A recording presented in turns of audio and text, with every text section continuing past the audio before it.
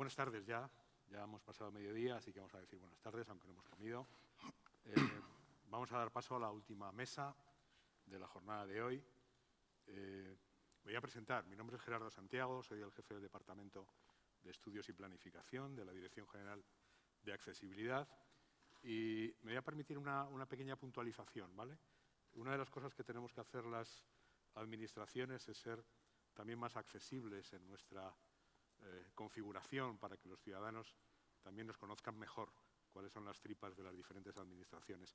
Lo digo porque se han traído en diferentes mesas, se ha hablado de diferentes ámbitos y entornos y servicios que no corresponden al Ayuntamiento de Madrid. Y entonces, bueno, simplemente por hacer esa puntualización, corresponden a otras administraciones que la verdad es que también están haciendo un gran trabajo y un gran esfuerzo en materia de accesibilidad, pero ni Metro de Madrid, ni los centros de salud, ni los bibliobús son servicios del Ayuntamiento, ¿vale? Bien, pues vamos a empezar.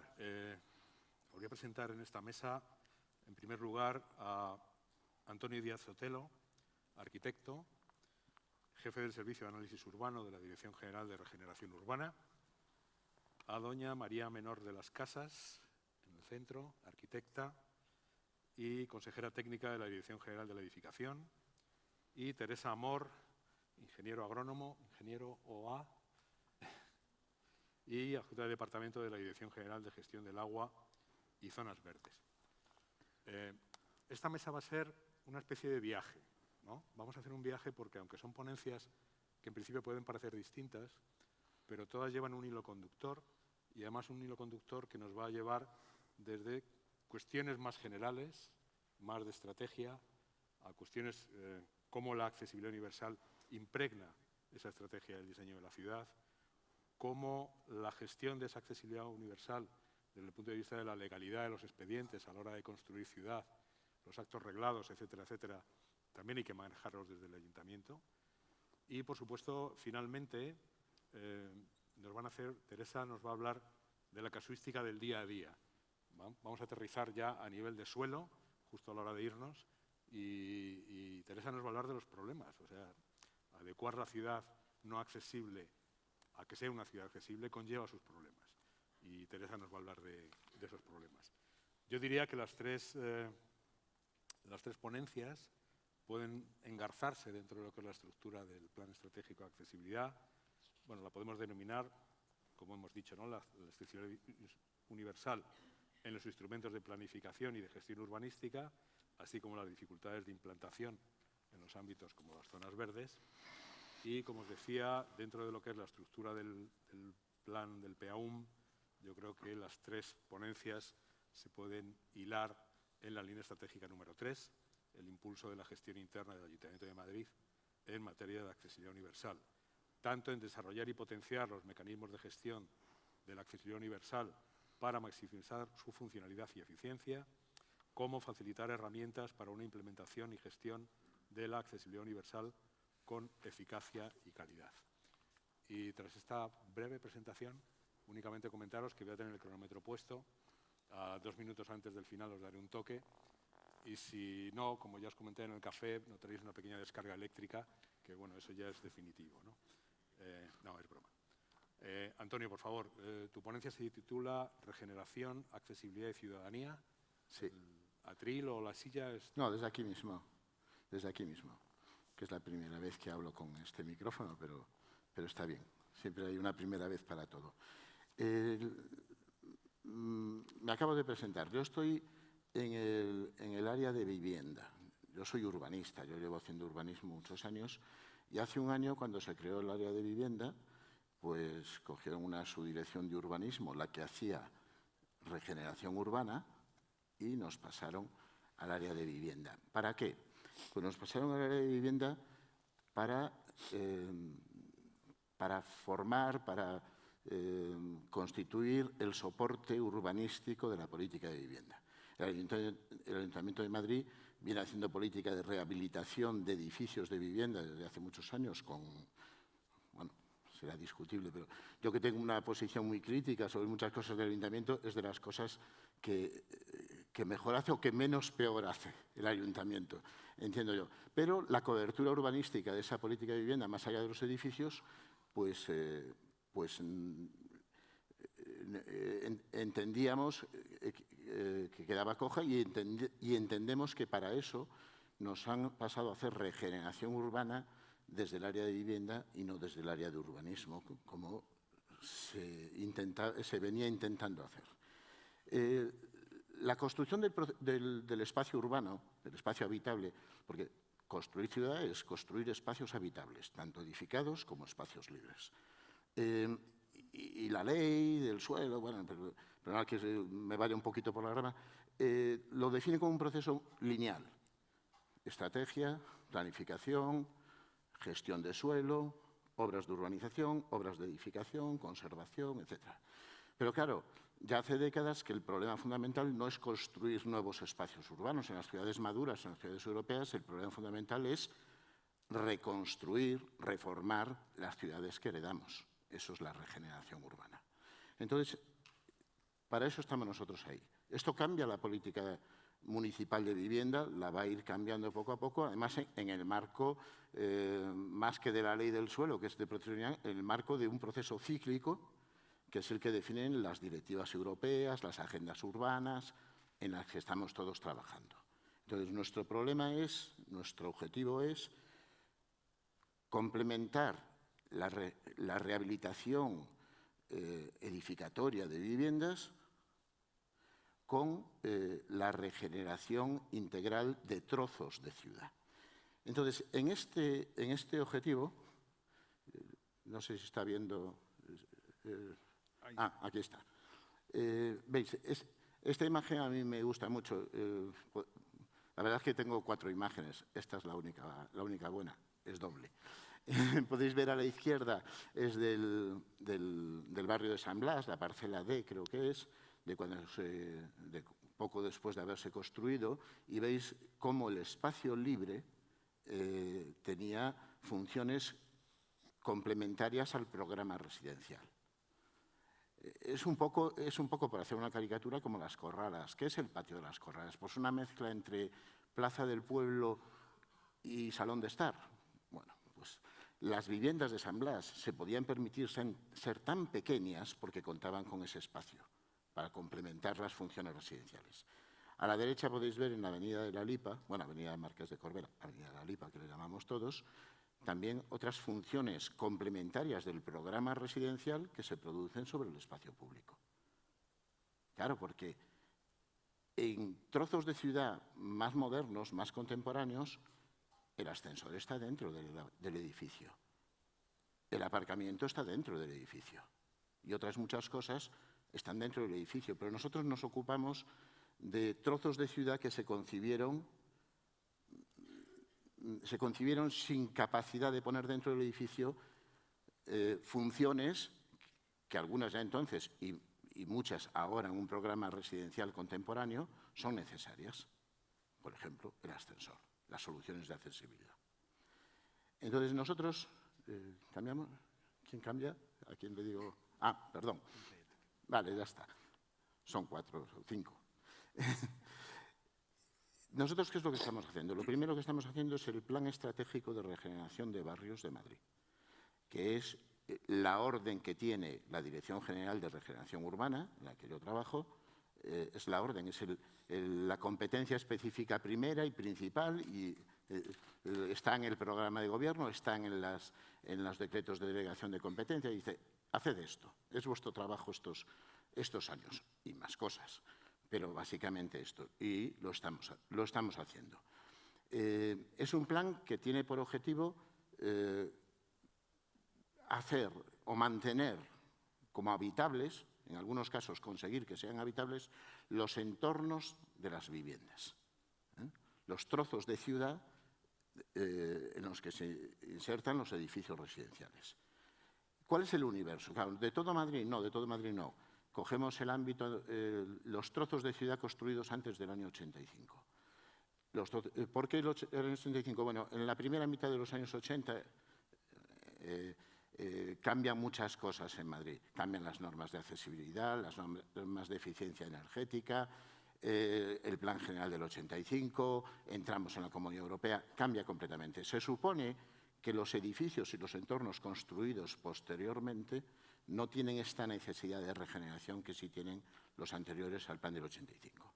¿Qué es lo primero que hemos hecho? Delimitar las piezas que son los ámbitos que entendemos adecuados para la regeneración urbana. Los ámbitos en los que hay que tomar las decisiones relacionadas con hacer habitable el entorno de las viviendas. Claro, es una decisión, no todos los planes de regeneración urbana empiezan por una delimitación, es una decisión metodológica por una delimitación de piezas.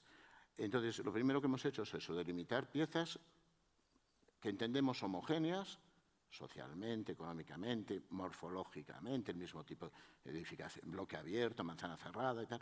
Identificamos 400 piezas. No quiere decir que solo vayamos a actuar unitariamente pieza a pieza, pero son las piezas de diagnóstico y de referencia. Porque lo siguiente que estamos haciendo, como digo, son 400 piezas de tamaño medio, unos 20 hectáreas y de unas 3.000 viviendas de tamaño medio. Son muy desiguales, como podéis ver en el plano.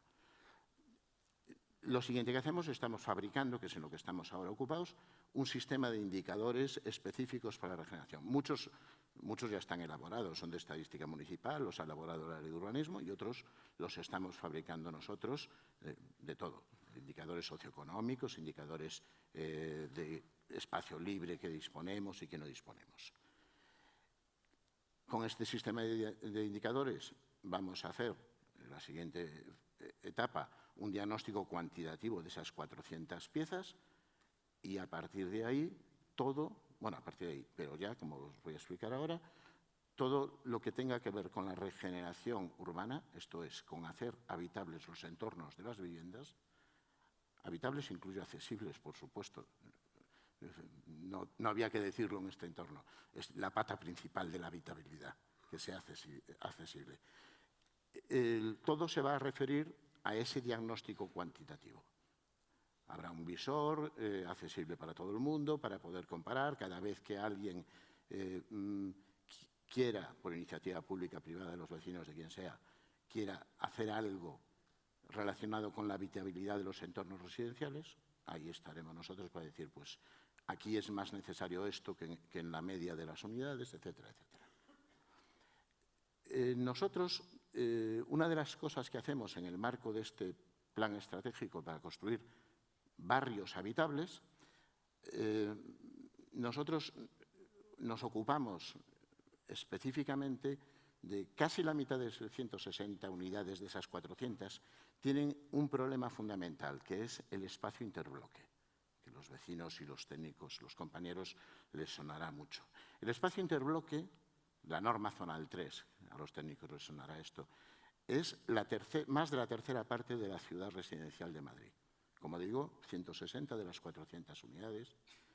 Su problema fundamental es que el 20-30% del suelo no está regularizado urbanísticamente. No se ha atrevido a hacerlo el Plan General del 85, no se ha atrevido a hacerlo el Plan General del 97. Hemos hecho algunos experimentos y creemos que sabemos cómo hay que hacerlo.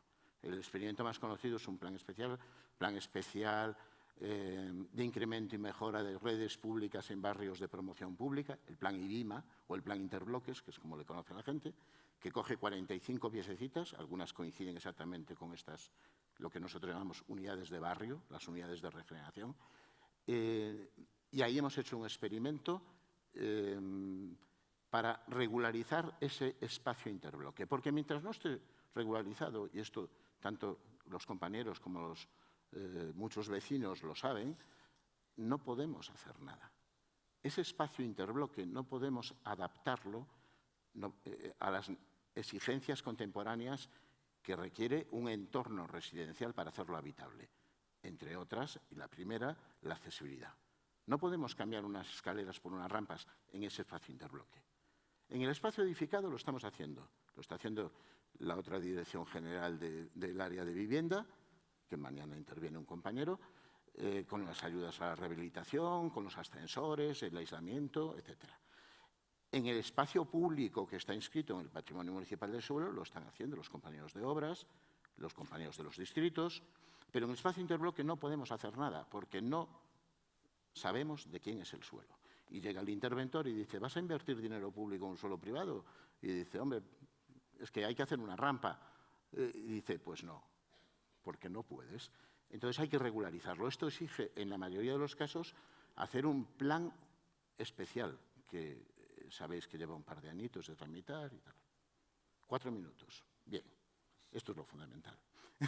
Gracias. Entonces, deberíamos soltarlo en este mes, el primer plan especial de esta nueva generación. Casi vamos a cumplir. A mediados del mes que viene estará camino de la Junta de Gobierno para la aprobación inicial.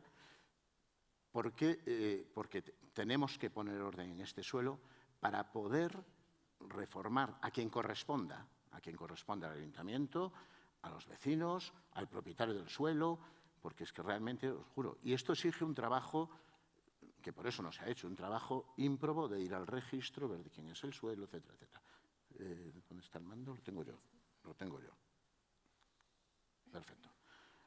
Este es la colonia Arechavaleta en Villaverde, es el primer plan especial de esta nueva generación. Ahí veis en un espacio interbloque, no he querido hacer sangre, no he cogido uno que esté lleno de baches y escaleras ni nada, este es uno llanito, fácil desde el punto de vista de accesibilidad.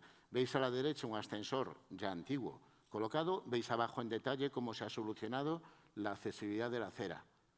Y a escondidas, porque eso no se puede hacer. Solo lo puede hacer el propietario del suelo. Pero bueno, afortunadamente los interventores tampoco son tan malvados como hablamos los técnicos. No tanto. A la derecha está la espera de que se haga. Pero claro, ahora mismo está la empresa municipal de vivienda y suelo haciendo la primera fase de urbanización de esa colonia. La segunda fase no la puede hacer hasta que nosotros no aprobemos este plan especial. Pasa. Digo pasa como si tuviera alguien, perdonad. Y creo que me he colado. Nosotros lo que queremos es trabajar en todos los escalones de ese proceso cíclico, el plan estratégico, el planeamiento urbanístico, también hacemos obras. No somos los únicos, por supuesto. Mañana está Julián, que contará esto de los ascensores, mucho mejor que yo. Hacemos obras en el espacio público, los compañeros de la otra dirección hacen obras en el espacio edificado. Nosotros concebimos un instrumento intermedio entre el planeamiento, un instrumento intermedio que llamamos plan de acción, plan estratégico, plan de acción. Aquí ya se han referido a plan estratégico, plan de acción, hablando de distintas cosas. Lo articulamos siempre en torno a 4 cuestiones: accesibilidad, seguridad, sostenibilidad ambiental, renaturalización, etcétera, y convivencia, que en el fondo es lo que nos interesa. Nos interesan esos híbridos entre salón de estar y plaza del pueblo, que son las áreas estanciales. Entonces, nosotros este instrumento, decía Cortázar, el novelista argentino, que un puente es un hombre que cruza un puente. Bueno, pues un área estancial es un grupo de vecinos reunidos en ella. Si no, ni área estancial ni nada. Y ahí es donde entra la participación. En ese instrumento que nosotros, en torno a estos 4 puntos, y estos 4 puntos son los que queremos chequear con los vecinos, con los compañeros del distrito, etcétera, para ver si vamos por el buen camino. No queremos chequear el diseño final, que a lo mejor también, ni queremos chequear el planeamiento, que ya tiene su forma legal de participación. Queremos chequear esta propuesta, estas directrices de urbanización aplicadas a cada una de esas 400 unidades de barrio, a las 160 que tienen espacios interbloques también, en torno a esas 4 preguntas: accesibilidad, seguridad, sostenibilidad y convivencia ciudadana. Y quiero terminar, quería hablar de barrios productores, que es otra cosa que hacemos, que os sonará, pero me lo voy a saltar porque es una adenda. En la publicación sí hablaremos un poco. Quería terminar hablando de por qué la charla se llamaba esto de ciudadanía. Vale, la accesibilidad, los derechos ciudadanos, en todo este proceso cíclico, solo hay un instrumento que garantiza los derechos, que es el planeamiento urbanístico. Nosotros en todos los planes que por el motivo que sea, por regularizar suelo, por lo que sea, en todos los planes urbanísticos que tengamos que hacer, vamos a incluir las directrices de urbanización. ¿Por qué? Porque el planeamiento urbanístico es el único instrumento, no son los proyectos de urbanización. El planeamiento urbanístico es el único que configura derechos.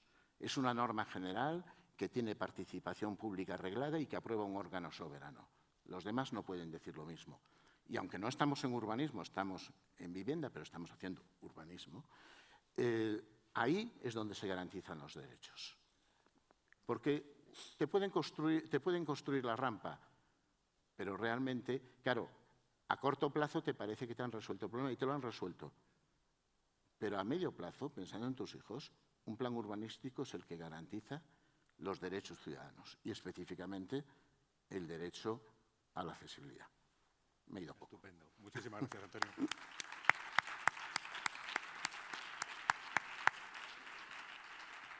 Bueno, brillante tu exposición y bueno, nos empieza a dar una idea de esa complejidad que tiene la gestión de la accesibilidad.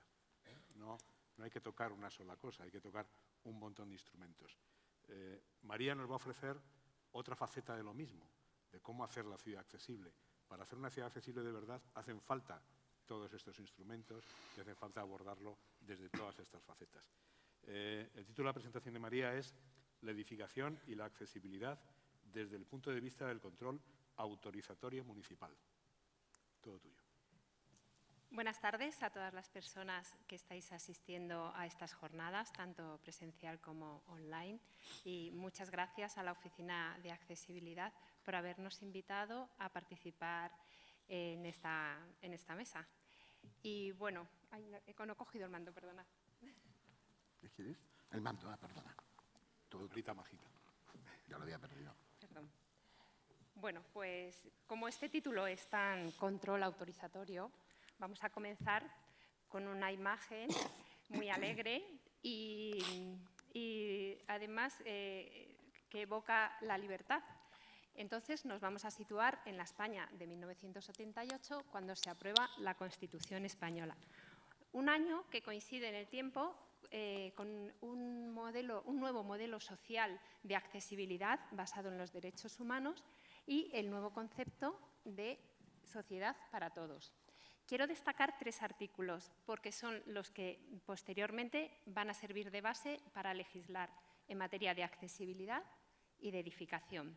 El 33, el de la función social de la propiedad, el 47, de derecho a una vivienda digna y adecuada, y el 49, de la protección a las personas y atención a las personas con discapacidad.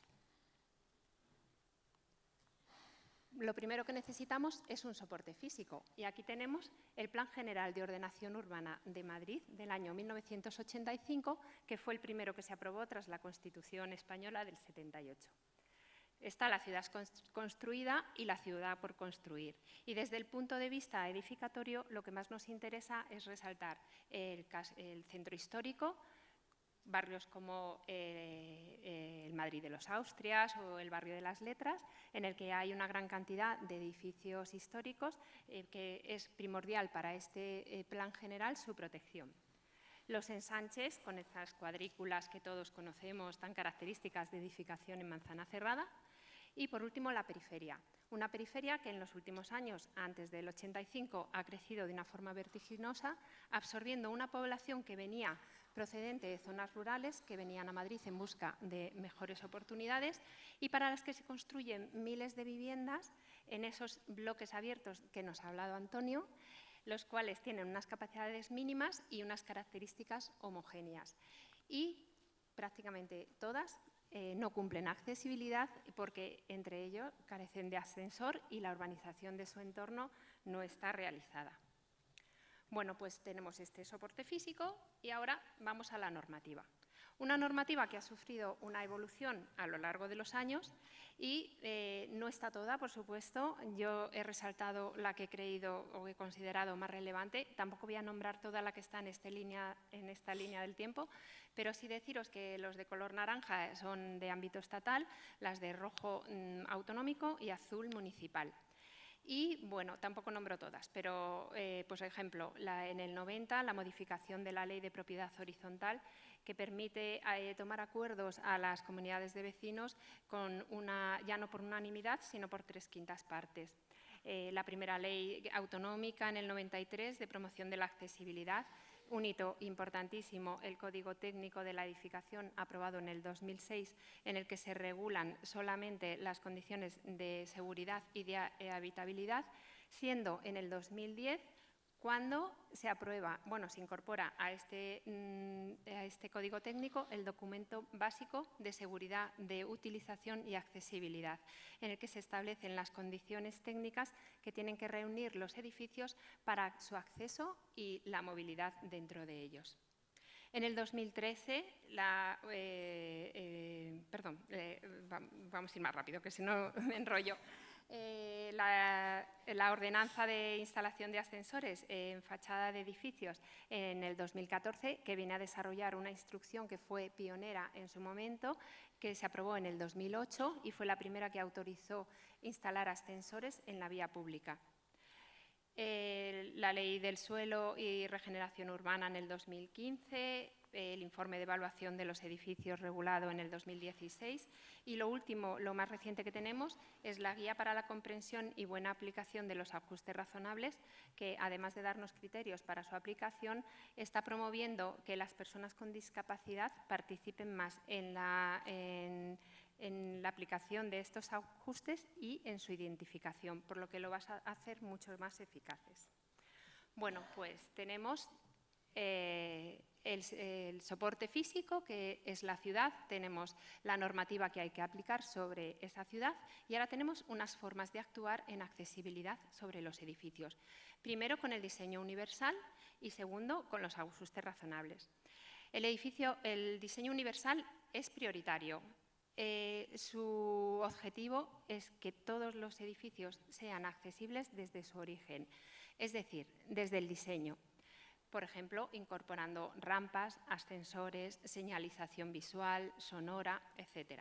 Y los ajustes razonables son de carácter subsidiario. Solo se utilizan cuando no es posible aplicar el diseño universal. Por ejemplo, un salvaescaleras como el que vemos en la imagen. Para hacer realidad tanto el diseño universal como los ajustes razonables, se necesita ejecutar obras en las edificaciones, tanto en las obras existentes como en las de nueva planta.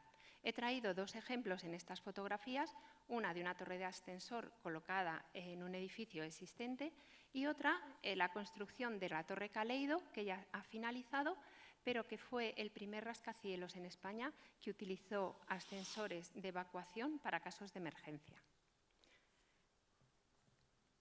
Para ponernos un poquito en contexto, las obras de accesibilidad hay que enmarcarlas dentro de las normas urbanísticas de Madrid que se han modificado en el año 2023 y nos define cuatro grupos de obras. Son obras en los edificios, obras de demolición, de nueva edificación y especiales. Me voy a centrar en la de los edificios porque es donde, además del diseño universal, se va a aplicar sobre todo los ajustes razonables. Hay dos tipos, las obras de conservación y mantenimiento y las obras de reforma. Las de conservación y mantenimiento son las que mantienen el edificio en condiciones de accesibilidad, poniendo, por ejemplo, salvaescaleras o una rampa o elementos así. Y las obras de reforma, me quiero centrar en las obras de rehabilitación porque son las que mejoran las condiciones de accesibilidad en los edificios, es decir, las de conservación mantienen y las de rehabilitación mejoran. Y dentro de ellas tenemos las obras de acondicionamiento, que son aquellas que no modifican las características morfológicas del edificio, como por ejemplo la instalación de una rampa o las escaleras, etc. Y las obras de reestructuración, que en este caso las de carácter puntual, son las que incluyen la instalación de un ascensor y que sí modifican y alteran las características morfológicas del edificio. Además tenemos las de nueva planta, de nueva edificación y entre ellas las de nueva planta, que en este caso siempre será el diseño universal desde su inicio.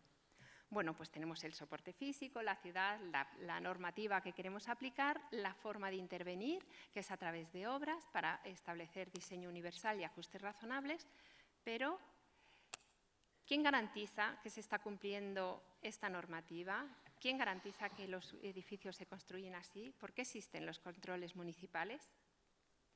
Bueno, pues aunque parezca increíble, para que no pasen situaciones tan absurdas como estas, en las que hemos pasado de un cajero que debía ser instalado y diseñado para todas las personas y es un diseño para nadie. Bueno, pues ya viendo el recorrido que estamos haciendo, nos queda el control urbanístico municipal, que en el Ayuntamiento de Madrid nos lo define en la Ordenanza de Licencias y Declaraciones Responsables en el artículo 7 y nos dice que el alcance de este control municipal es verificar que la actuación es conforme o no a la normativa urbanística. En el Ayuntamiento hay 23 órganos que son los que tienen competencias para hacer ese control urbanístico y, bueno, a grandes rasgos, en este esquema siempre se puede acudir a los acuerdos de competencia, que están mucho más definidos y lo podéis ver mejor, pero para que nos entendamos, lo he establecido en dos usos. El uso terciario, industrial y de equipamiento privado, que la competencia es del ADA, de la Agencia de Actividades. El uso residencial y dotacional público, que se reparten las competencias entre la Dirección General de Edificación y los 21 distritos, según el ámbito en el que estén o el tipo de obra de que se trate. De ahí la importancia de las normas urbanísticas y la definición de las obras. Me centro en la Dirección General de Edificación porque es donde trabajo. Entonces, os voy a explicar un poquito que está compuesta por dos subdirecciones. En una hay 5 servicios y en otra hay 4 servicios y cada uno de ellos tiene responsabilidad en garantizar el cumplimiento de la normativa urbanística en la ciudad de Madrid. Voy ahora a referirme un poquito a todos ellos, pero no me va a dar tiempo, entonces, bueno, vais a ver que en algunos me paro más, en otros ni siquiera les voy a nombrar, pobrecitos, pero hacen una labor estupenda y todos son igual de importantes y cuidan muchísimo de la ciudad. Entonces, bueno, empezamos por licencias. En algunas aparecerán un solo servicio y en otras 2 y en otras varios. En licencias se ocupan de tramitar las licencias en los nuevos desarrollos, siempre que no estén en ámbitos protegidos o en edificios catalogados y, por lo tanto, son los que verifican el cumplimiento de las condiciones de accesibilidad en los proyectos que se presentan para obtener la licencia. Además, participan en la mesa técnica de ascensores, que es un órgano que se instauró para evaluar los proyectos de ascensores que se presentan en esos bloques que nos ha estado comentando Antonio, que hemos visto antes en la periferia y que no cumplen accesibilidad y son los que… bueno, que me estoy perdiendo. Perdonad. Y, María.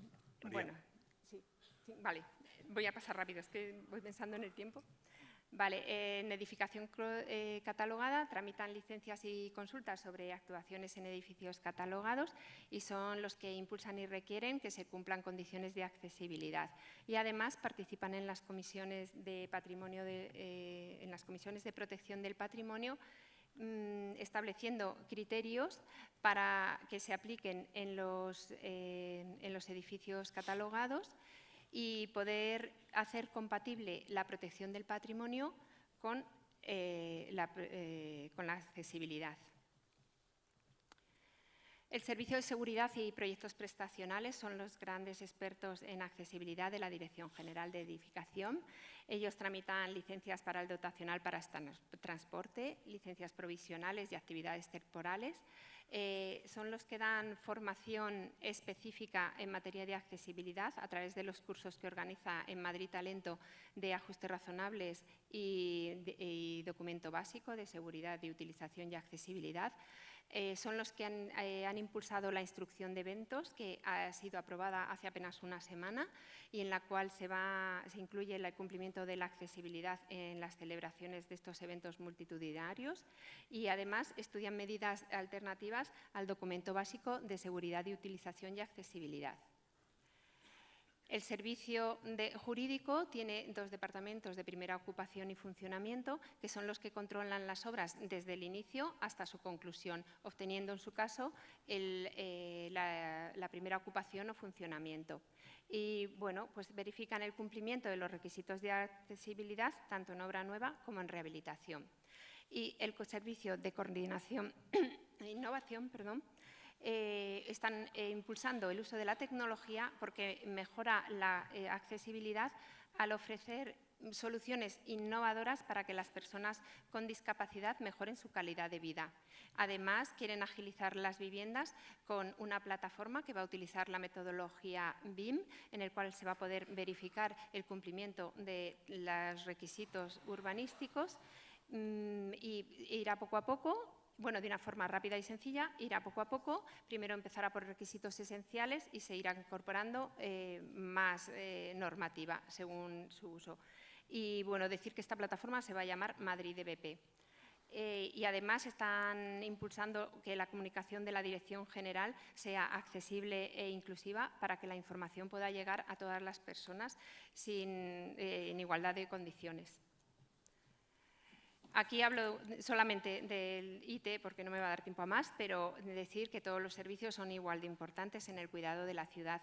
Y el servicio de IT y de informes de evaluación del edificio son los que controlan a través de esto el deber de conservación de los edificios, las ITES para todo tipo de edificios y los IES solamente para los de uso residencial de vivienda colectiva.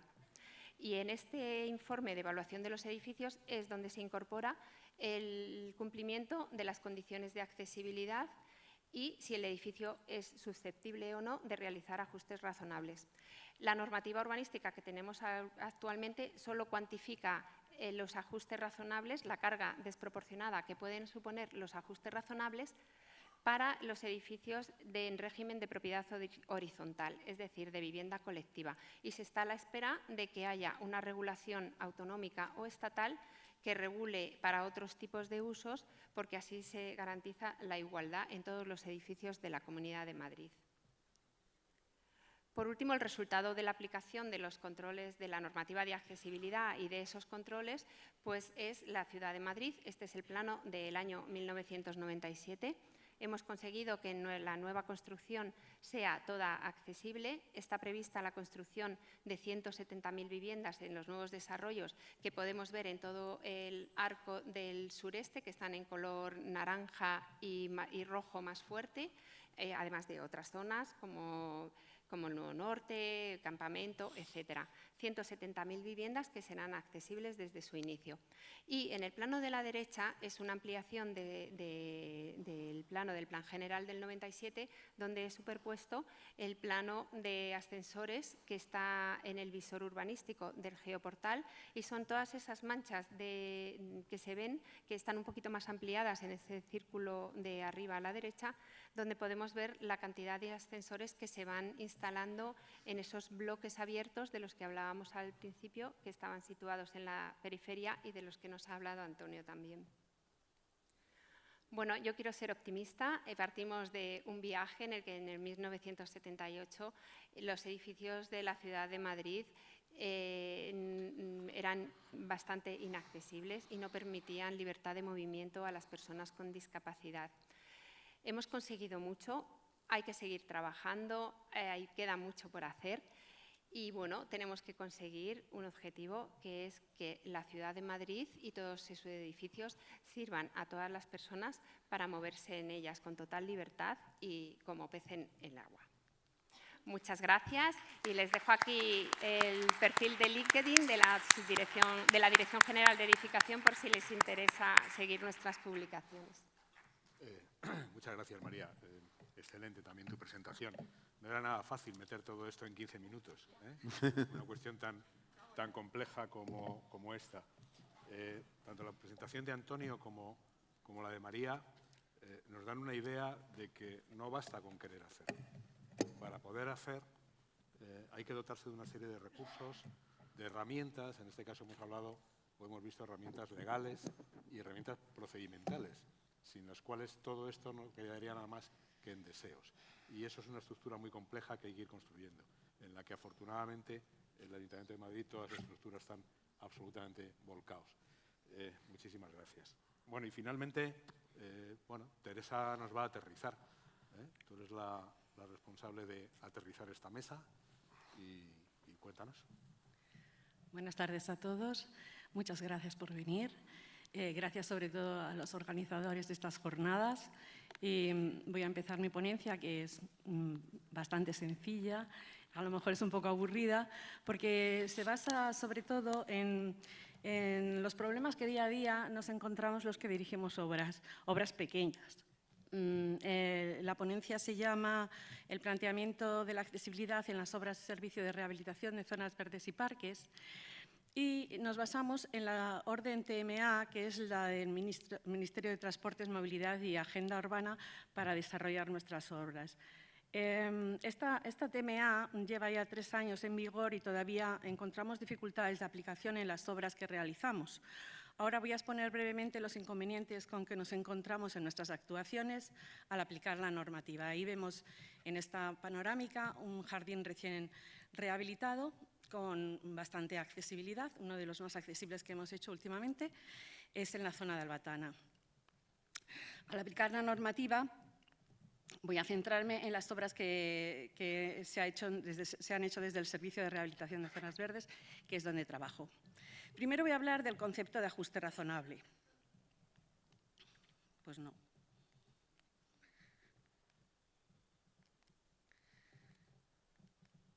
¿No lo consigo?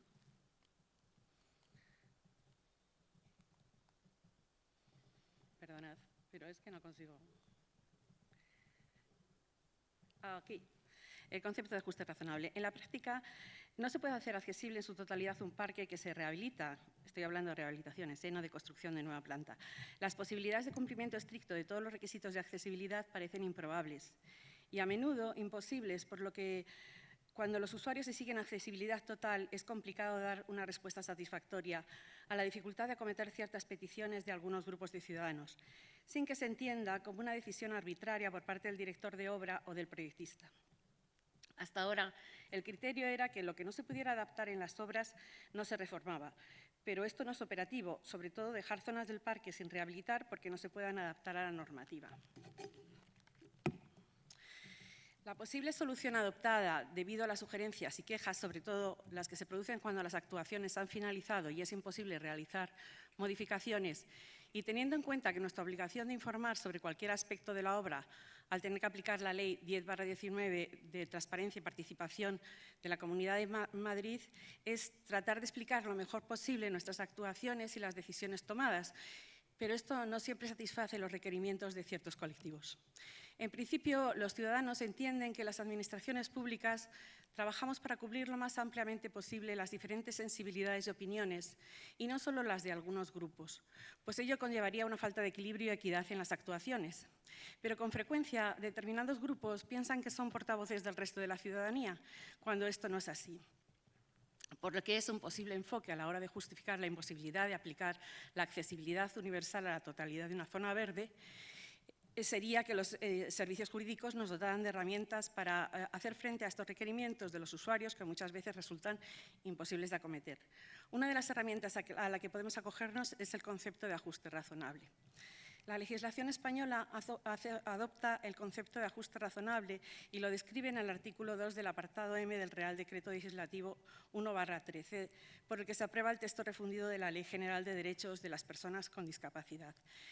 Y el literal de ajustes razonables son las modificaciones y adaptaciones necesarias y adecuadas del ambiente físico, social y actitudinal a las necesidades específicas de las personas con discapacidad que no impongan una carga desproporcionada o indebida, cuando se requieran en un caso particular, de manera eficaz y práctica, para facilitar la accesibilidad y participación y para garantizar a las personas con discapacidad el goce o ejercicio en igualdad de condiciones con las demás, de todos los derechos.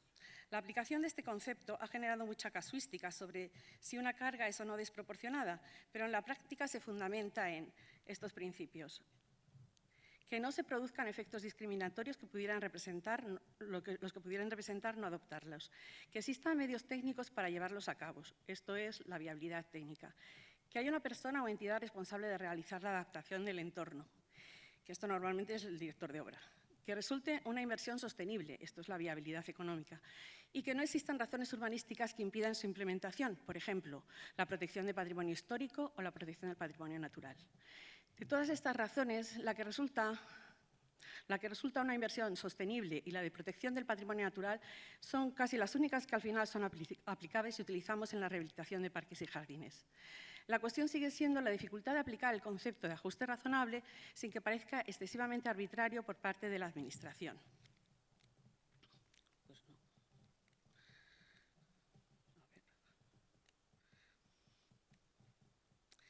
Soy incapaz. Perdonad, pero es que soy incapaz, no sé a dónde hay que apuntar.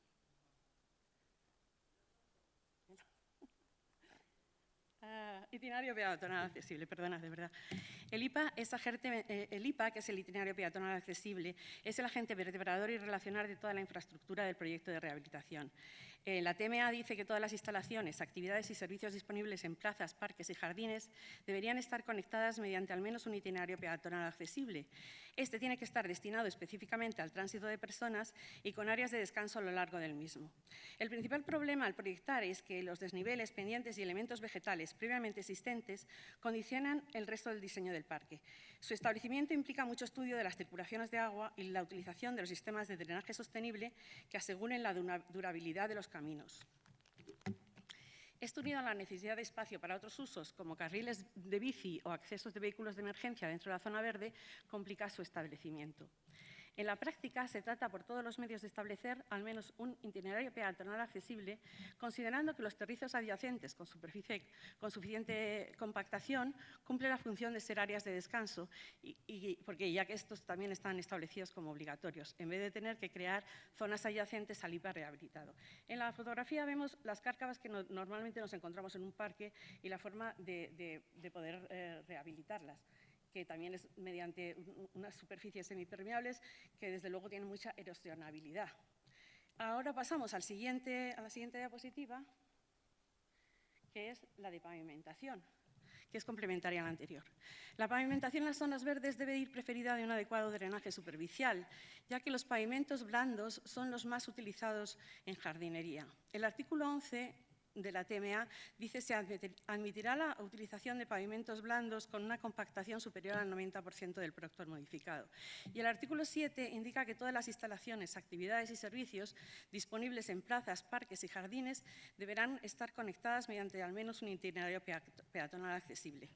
De hecho, esto obliga a que todos los territorios y zonas estanciales tengan las características del artículo 11, que dice que el pavimento de un itinerario peatonal accesible debe de ser firme y duro. Es en este punto donde se plantea un problema complejo. El suelo no plantado debe ser duro y estable, lo que genera una gran controversia entre la ciudadanía, ya que los pavimentos duros, incluso aunque sean semipermeables, son tachados sin mayores justificaciones de antinaturales y tóxicos de suelos. Una vez que en la opinión pública ha calado este planteamiento, es prácticamente imposible convencer de lo contrario. De momento, el jabre es el recubrimiento más naturalizado con el que estamos trabajando. Y en las zonas semiforestales, además, no colocamos bordillos en los caminos, por ejemplo, y esto contribuye a dar un aspecto algo más integrado. Pero es algo complejo de resolver porque tenemos muchas quejas al respecto. Aquí podemos ver un cartel en bastante mal estado de mantenimiento y un código navilens. Esto es para introducir la siguiente diapositiva, que es señalización y comunicación sensorial. El problema que existe es que la señalización es obligatoria en los itinerarios peatonales accesibles, con símbolos de accesibilidad y normalización. Esta cartelería actualmente no se puede instalar, ya que existe un vacío competencial para su mantenimiento en parques, además de que debería haber un patrón homogéneo de señalética de información que no existe en este momento. Esto es un gravísimo problema porque nadie que va a los parques puede informarse adecuadamente de lo que hay en ellos.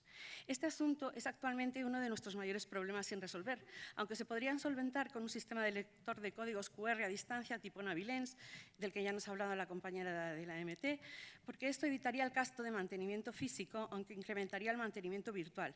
Pero se podría implementar con otras utilidades, ya que este código redirecciona hacia contenido en la web, donde se podría dar muchísima más información sobre el parque. La siguiente fotografía es sobre rejillas, alcorques y tapas de instalación, que también instalamos, porque desde luego son un gran problema a la hora de hacer accesibles los caminos. En este caso, los diseños están normalizados, pero la instalación y sobre todo el mantenimiento dificulta que sean accesibles a largo plazo, por el deterioro y la falta de mantenimiento que suelen sufrir. La solución en nuestro caso es a través de los sistemas urbanos de drenaje sostenible, que nos han dado muchísimas alternativas para poder acceder a ellos. Mediante su utilización se están generando algunas soluciones, como los adoquinados con junta drenante y zanjas de infiltración con tubo dren, en sustitución de las rejillas que se colmatan con facilidad y tienen un mal mantenimiento. A la izquierda vemos una rejilla que normalmente están colmatadas y por eso el agua sufre grandes escorrentías que al final erosionan los caminos. Los alcorques a menudo se enrasan en la zona de goteo con gravilla, aunque tienen el inconveniente de que se disgrega esta gravilla, que sería lo óptimo desde el punto de vista de los vegetales, por lo que se suele optar por el bordillo a 15 centímetros de altura, como indica la norma, pero esto va en detrimento de que el agua pueda percolar hacia el alcorque y pueda regar la planta. Rampas y escaleras. Los principios que se aplican en las zonas verdes son que si hay itinerarios alternativos con rampas, se instalan escaleras aisladas. Si ya existen rampas o escaleras, se normalizan sus dimensiones. El problema es que no se pueden modificar todas las rampas de las zonas verdes a rehabilitar para hacerlas accesibles. Se elige la que sea más útil en la traza de los itinerarios peatonales hacia las distintas zonas de estancia o servicios de la zona verde, o las que formen parte del itinerario peatonal accesible principal, pero los usuarios se siguen quejando en estas rehabilitaciones. Hay que indicar también que una vez que se realizan las rampas accesibles, el largo recorrido que implica las pendientes normalizadas hacen que mucha gente sea remisa a su utilización. Esto pasa también con las rampas italianas muy utilizadas como solución paisajística, que cuando se convierten en escaleras normalizadas a los ciudadanos muchas veces les parecen más incómodas de usar que la rampa italiana original. Vamos a hablar de otro aspecto, que es la vegetación en los parques. Para mí es el aspecto más importante, pero también es verdad que hay muchos otros elementos de los que hay que hacer un comentario en relación con la accesibilidad. En cuanto a la vegetación, lo que está establecido es que la vegetación no debe invadir a los IPAs. De esto resulta un problema derivado en las rehabilitaciones, puesto que los despuntes y podas tan sistemáticos que son necesarios en esta situación no se suelen realizar con la frecuencia debida una vez que se entrega la obra. La solución sería consensuar con el Servicio de Conservación de Zonas Verdes una mayor frecuencia, al menos en las podas de estos itinerarios, pero esto todavía no se ha conseguido. Papeleras, volardos, elementos de protección peatonal e iluminación, también los instalamos. Son elementos que, aunque están normalizados en su instalación desde el artículo 20 hasta el artículo 29 de la TMA, siguen presentando diseños poco adaptados. La solución pasaría por crear una mesa multisectorial de fabricantes, proyectistas, técnicos municipales para ir modificando los diseños y la colocación de estas estructuras en los parques, porque si bien esto está suficientemente delimitado en la vía pública, no queda definido en zonas más abiertas como las zonas verdes. Bancos y mesas. La TMA indica que se debe colocar una unidad adaptada por cada 5 unidades instaladas tanto en bancos como en mesas en zonas peatonales y que no invadirán el IPA. Nos encontramos con la problemática de que cuando se rehabilita un parque a menudo no existe presupuesto para adaptar los requerimientos de la TMA a la totalidad del mobiliario existente, por lo que no se pueden poner el número de bancos y mesas accesibles en toda la zona que se rehabilita. Así, la alternativa es, de momento, colocar bancos y mesas adecuados en lugares donde el acceso esté garantizado según la normativa vigente, para así conseguir la mayor independencia posible de las personas con discapacidad en la utilización de estos elementos. 2 minutos. Okay. Zonas infantiles.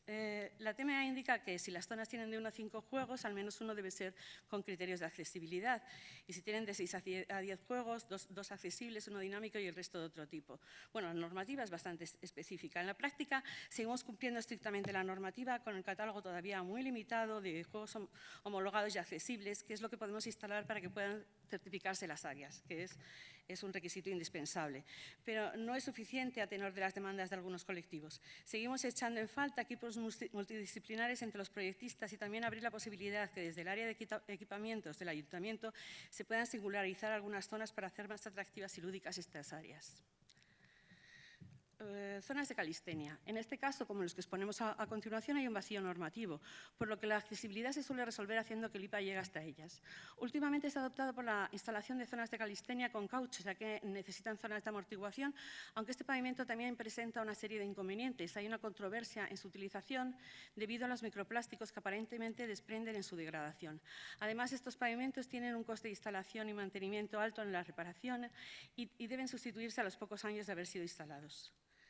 Estas son zonas biosaludables y zonas de ejercicio para mayores que también instalamos.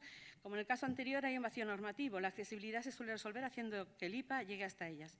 En las últimas rehabilitaciones se ha planteado utilizar el mismo pavimento de la zona terriza que se utiliza en los jardines, que es el jabre compactado hasta el 90% del proyecto normalizado, lo que permite cierta permeabilidad en los suelos. Da un aspecto naturalizado y cumple normativa a la hora de emitir el certificado de zona, ya que estos equipamientos no necesitan suelo de amortiguación. Y por último voy a hablar de las zonas caninas, que también nos encontramos con que también tienen un vacío normativo, por lo que el pavimento suele ser de arena suelta para evitar las patas de los animales en detrimento de la accesibilidad dentro de la zona. En cuanto a la posible solución sería, aunque todavía no se haya planteado ninguna obra, hacer una zona accesible en la entrada de estos recintos. Pero uno de nuestros proyectos que estamos redactando en estos momentos es el de 60 áreas caninas repartidas en los 21 distritos de Madrid. Y pudiera ser un planteamiento aceptable el hacer una zona cerca de la entrada principal asociada al itinerario peatonal accesible que estuviera convenientemente compactada para el paso de una silla de ruedas, por ejemplo.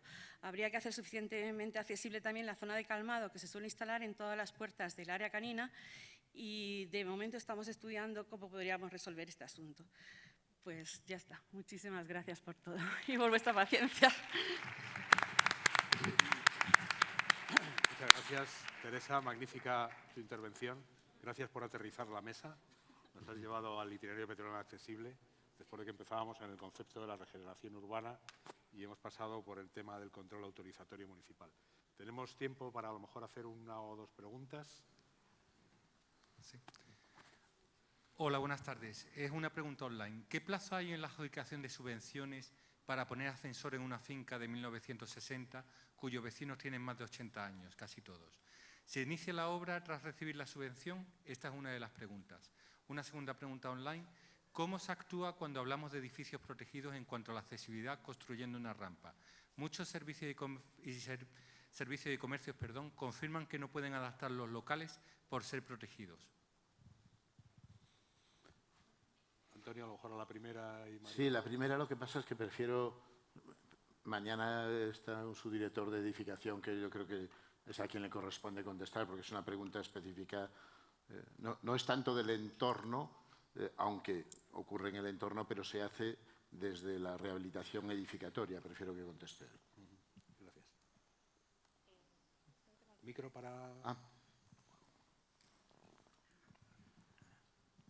Gracias. Pues el tema de los locales comerciales, la Dirección General de Edificación no es la competente para dar esas licencias, pero sí están las actuaciones en inmuebles protegidos. Entonces, ahí está la Comisión de Patrimonio, que es la que establece los criterios que se podrán adoptar después y se intenta combinar el cumplimiento de la accesibilidad con el cumplimiento con la protección. Muchas veces no se puede hacer y por eso se recurre a los ajustes razonables. No sé si contesto a la pregunta, pero… Gracias, María. ¿Alguna pregunta más? No veo. Sí. Salvador Jiménez, administrador de finca. Tengo una pregunta para don Antonio y otra para María. Yo creo que de los 4 puntos que son muy importantes, que dice que están estudiando, le falta el quinto, que es la acción del fuego. Hay muchas interbloques y muchas urbanizaciones en las cuales es imposible que entre un camión de bomberos. Y entonces nos encontramos con algunos de los problemas que se han vivido últimamente, que porque eran en calle. Si llega a ser uno de estos, no son 2 edificios, es a lo mejor toda la urbanización. Esa es una. Y la otra, la segunda, es ¿por qué se tarda tanto en dar una licencia en determinados momentos? En la comunidad de mi hermana, para poner una plataforma elevadora para salvar son 15 o 16 peldaños que hay en el portal, tardaron 2 años. Sin ninguna pega ni nada, porque después se lo han dado bien. Sí, respecto a la primera, efectivamente, cuando yo decía los 4 criterios para evaluar la habitabilidad de los entornos residenciales, los entornos de las viviendas, era accesibilidad, seguridad, sostenibilidad y convivencia. Seguridad incluye la cuestión, por supuesto, de acceso de emergencias. Es que la situación es sangrante.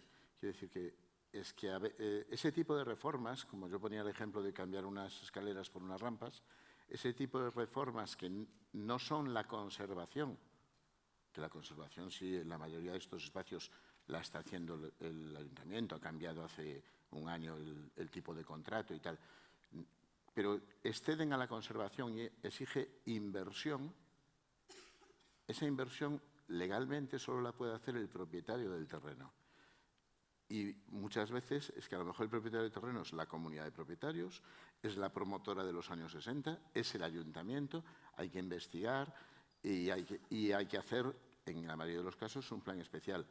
Y si no, hay que actuar por vía de emergencia, los servicios de conservación o el distrito o vosotros mismos de edificación, por vía de emergencia y en ejecución sustitutoria. Sustitutoria no sabes a quién estás sustituyendo a veces.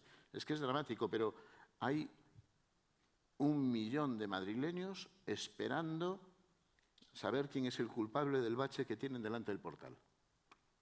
¿Quién es el responsable?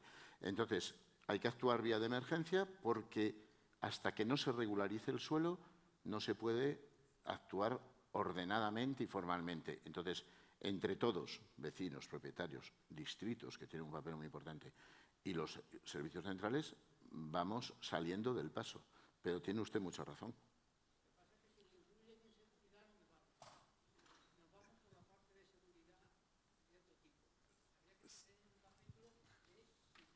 Salvador, disculpa, Sí. es que estamos ya fuera. Disculpa, lo tenemos que dejar aquí. Yo os animo a que veáis el libro de ponencias con las versiones extendidas de lo que aquí se ha contado. Y bueno, con esto cierro la sesión de hoy. Convoco a todos de ustedes que puedan estar en la sesión de mañana, que va a ser tan interesante o más que esta. Muchísimas gracias.